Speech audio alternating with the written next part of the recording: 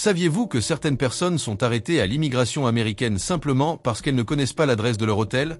Ou que le simple fait de prendre une photo dans la file d'attente à l'aéroport peut vous valoir un contrôle de sécurité? Eh bien, dans cette vidéo, je vais vous montrer les 10 erreurs les plus courantes que font les touristes lorsqu'ils voyagent aux États-Unis, de véritables erreurs qui ont déjà fait perdre du temps, de l'argent et même le droit d'entrer dans le pays à des milliers de personnes. Et le pire, c'est que la plupart des gens font ces erreurs sans même s'en rendre compte. Si vous envisagez de voyager aux États-Unis ou connaissez quelqu'un qui le fait, restez avec moi jusqu'à la fin, car il y a des choses ici qui peuvent vous éviter un énorme problème à votre arrivée. Allons droit au but. Pensez que le visa garantit l'entrée aux États-Unis. C'est l'une des erreurs les plus courantes, et franchement, elle est facile à comprendre. Car lorsqu'on obtient un visa approuvé dans son passeport, on a un sentiment de victoire, non? On se dit, maintenant, je peux entrer aux États-Unis, tout va bien. Mais ce que presque personne ne vous explique et qui surprend beaucoup de touristes, c'est que le visa est un problème, point n'est pas une garantie d'entrée, il s'agit simplement d'une autorisation d'entrée. La décision est prise par l'agent d'immigration, sur place, à l'aéroport. Et c'est là que réside le problème. Après des heures de vol, les gens arrivent détendus, pensant que le plus dur est fait. Mais au passage du contrôle des douanes et de la protection des frontières, CBP, l'agent peut vous poser de nombreuses questions. Sur votre lieu de séjour, la durée de votre séjour, la raison de votre présence, votre expérience aux États-Unis, et tout cela en fonction de votre expression faciale, de votre ton de voix et de vos réponses. Et si quelque chose ne colle pas à une information vague, un détail étrange, ou même juste de la nervosité, il a le droit de vous refuser l'entrée, même si vous avez un visa valide. Cela arrive tous les jours. Des gens qui dépensent de l'argent en billets d'avion, hôtels, assurances, tout, et qui sont renvoyés chez eux le jour même, sans même quitter l'aéroport. Et le plus choquant, beaucoup de ces personnes-ci n'ont rien fait de mal, ils ne savaient tout simplement pas comment répondre correctement aux questions. C'est pourquoi je dis, obtenir un visa n'est qu'une première étape. Le véritable défi est de prouver, sur le champ, que vous êtes un touriste légitime, que vous avez un logement, que vous avez les moyens de subvenir à vos besoins et que vous retournerez dans votre pays. L'agent d'immigration n'est pas là uniquement pour tamponner votre passeport. Il est là pour protéger le pays. Et s'il a le moindre doute à votre sujet, il peut vous refuser l'entrée.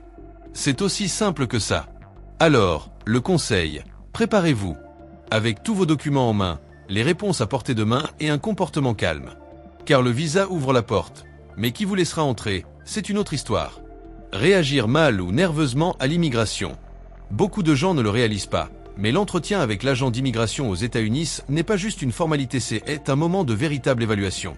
Et croyez-moi, ils sont formés pour analyser chaque détail. Votre expression faciale, votre ton de voix, vos réponses et votre nervosité. L'erreur se produit ici lorsque le passager, par anxiété ou insécurité, répond vaguement, hésite, se contredit ou devient simplement trop nerveux parfois. Ce n'est même pas parce que vous cachez quelque chose, c'est la peur de commettre une erreur qui vous empêche de le faire. Mais pour l'agent, cela peut donner l'impression que vous cachez quelque chose. Et c'est là que les problèmes commencent. S'il sent que quelque chose ne va pas, il peut vous emmener pour une deuxième inspection. Là, la conversation devient plus sérieuse, plus longue, plus inconfortable. Et si vous ne pouvez pas tout expliquer clairement, l'entrée peut vous être refusée. La meilleure façon d'éviter cela? Être préparé. Entraînez-vous à répondre. Dites la vérité. Et restez calme. Ils ne veulent pas vous effrayer. Ils veulent s'assurer que vous êtes bien celui que vous prétendez être et que votre voyage est légitime. Transporter des objets interdits dans sa valise sans le savoir. Cette erreur est plus courante que vous ne le pensez. Et elle arrive souvent sans aucune mauvaise intention. Le passager prépare sa valise avec amour, prend un cadeau, un encas, des médicaments à la pharmacie et pense que tout va bien.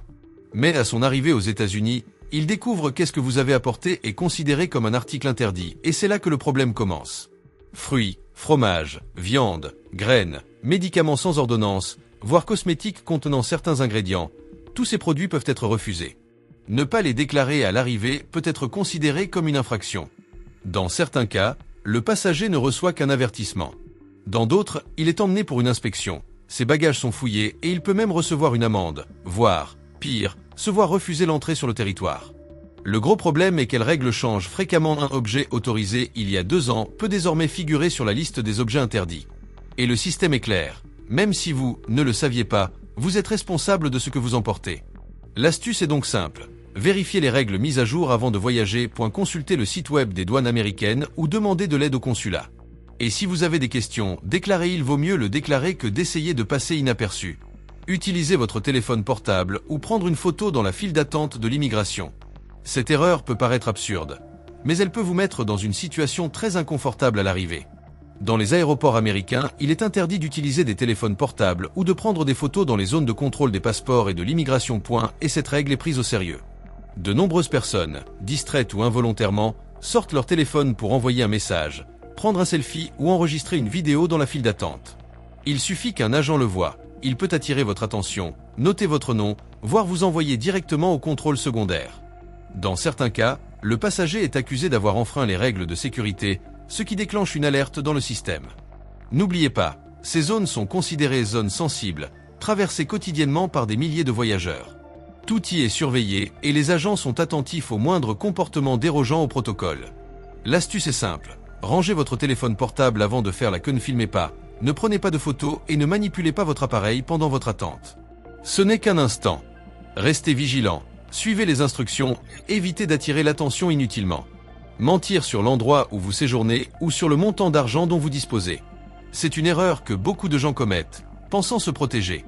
Ils pensent, je dirais que je loge à l'hôtel, même si je vais chez un ami, ou je ferais mieux de ne pas dire que je suis à court d'argent. Mais là, au service d'immigration américain, ça pourrait être un coup dans le pied. Les agents du CBP ont accès aux informations. Ils peuvent vérifier vos réservations d'hôtel, vérifier si vous êtes déjà allé aux États-Unis et même comparer vos informations avec le formulaire rempli dans l'avion. Et lorsqu'ils comprennent immédiatement ce que vous dites ne correspond pas à ce qui est dans le système, le signal d'avertissement se déclenche. Mentir sur votre lieu de séjour, dire que vous ne resterez que quelques jours alors que votre billet indique plus longtemps ou ne pas expliquer comment vous subviendrez financièrement pendant votre séjour sont des erreurs qui vous font paraître suspect, même si vous ne le faites pas exprès. Et lorsque cela se produit, vous pouvez être interrogé, votre téléphone fouillé, être obligé de montrer des relevés bancaires, des messages, des réservations, et, dans certains cas, être renvoyé chez vous par le même vol. Par conséquent, la chose la plus sûre à faire est d'être honnête et clair. Si vous séjournez chez un proche, dites-le. Si vous n'avez pas beaucoup d'argent liquide, mais une carte ou un compte bancaire, montrez-le. La vérité, dans ce cas-là, protège bien plus qu'un mensonge mal dit. Oubliez de remplir correctement l'adresse sur les formulaires. Cette erreur ici est discrète, mais elle peut causer d'énormes problèmes dès votre arrivée aux États-Unis. Lorsque vous remplissez le formulaire d'arrivée, qu'il soit électronique, CBP One ou papier, encore utilisé sur certains vols, il y a un champ dans lequel vous devez saisir l'adresse du lieu où vous séjournerez. Que font beaucoup de gens? Ils écrivent simplement « hôtel à New York »,« maison d'amis » ou pire, « laissez vide ». Le problème est que les agents d'immigration utilisent ces informations pour confirmer que votre voyage a un but et une structure claire. Si l'adresse est vague, incomplète ou incohérente avec ce que vous dites lors de l'entretien, cela peut susciter des doutes. Et en cas de doute, l'interrogatoire commence. Certaines personnes perdent des heures simplement parce qu'elles ne connaissent pas le nom de l'hôtel, le numéro de la maison, ni même le quartier où elles séjournent. Dans certains cas, l'agent peut supposer que vous n'avez pas de véritable plan d'hébergement, ce qui peut constituer un motif de refus. L'astuce est simple. Avant de voyager, notez l'adresse exacte, nom de l'hôtel, numéro de rue, ville, état et même code postal si possible. Vous pouvez imprimer ces informations ou les conserver sur votre téléphone, mais gardez-les à portée de main. Arrivez aux États-Unis avec un billet aller simple. Il s'agit d'une erreur qui déclenche immédiatement un signal d'alarme, même si vous avez un visa valide et que tout est en ordre dans la documentation. Lorsqu'un touriste arrive aux États-Unis avec billet aller simple, l'agent d'immigration peut comprendre que la personne n'a pas l'intention de revenir et ce simple détail suffit à remettre en question votre entrée. Après tout, si vous êtes touriste, vous devriez avoir une date de retour, non? Bien sûr, il existe des cas légitimes, des personnes qui n'ont pas encore décidé de rentrer, qui voyagent dans plusieurs pays ou qui prévoient de prolonger leur séjour dans les délais impartis. Mais en pratique, ceux qui arrivent pour un seul voyage sont perçus avec plus de suspicion, surtout si vous ne pouvez pas expliquer clairement votre raison. Beaucoup sont emmenés pour une inspection secondaire et doivent prouver sur place qu'ils n'ont pas l'intention de rester illégalement dans le pays et croyez-moi, cela pourrait inclure la présentation de relevés bancaires, de billets de bus pour le Canada ou le Mexique, d'une preuve de travail en Europe ou même de messages avec des membres de la famille. Par conséquent, si vous voyagez en tant que touriste, l'idéal est d'y voir un billet de retour acheté ou, au moins, un plan très clair et bien expliqué du moment et de la manière dont vous avez l'intention de quitter le pays. Apporter des cadeaux ou des achats supérieurs à la valeur autorisée sans les déclarer. C'est l'erreur que beaucoup de gens font, pensant que personne ne le remarquera. Mais la vérité est que les agents des douanes américaines sont beaucoup plus attentifs qu'ils n'y paraissent et croisent les informations, le poids des bagages, les déclarations et même le comportement des passagers. Lorsque vous arrivez aux États-Unis, il existe une limite à la valeur des biens que vous pouvez apporter sans les déclarer, et cela inclut cadeaux, appareils électroniques, parfums coûteux, vêtements de créateurs et même de l'argent liquide. Si vous dépassez ce montant et ne le déclarez pas, vous êtes techniquement en violation des règles douanières. Et oui, cela peut entraîner de graves problèmes. L'agent peut demander à ouvrir votre sac, poser des questions sur les articles, et s'il pense que vous cachez des achats ou que vous essayez d'introduire des marchandises pour les revendre, il peut vous infliger une amende. Bien, confisquer les produits de ces, même enregistrer cela dans votre historique d'immigration. Et le pire, si cela se produit plus d'une fois, vous risquez de vous retrouver sur des listes de risques et de commencer à être inspecté. Tous les futurs voyages. La meilleure façon de procéder est donc simple. Si vous avez des doutes, n'hésitez pas à les formuler. Même si la valeur n'excède pas la valeur indiquée, ayez un reçu pour chaque achat ou indiquez qu'il s'agit d'un usage personnel. Dans ce cas, la transparence est bien plus avantageuse que le risque d'être intercepté. Ne sachant pas comment expliquer la véritable raison du voyage. Cette erreur semble simple, mais c'est une de celles qui plus de raisons de soupçonner aux agents d'immigration. À votre arrivée aux États-Unis, l'une des premières questions posées par l'agent est « Quelle est la raison de votre voyage ?»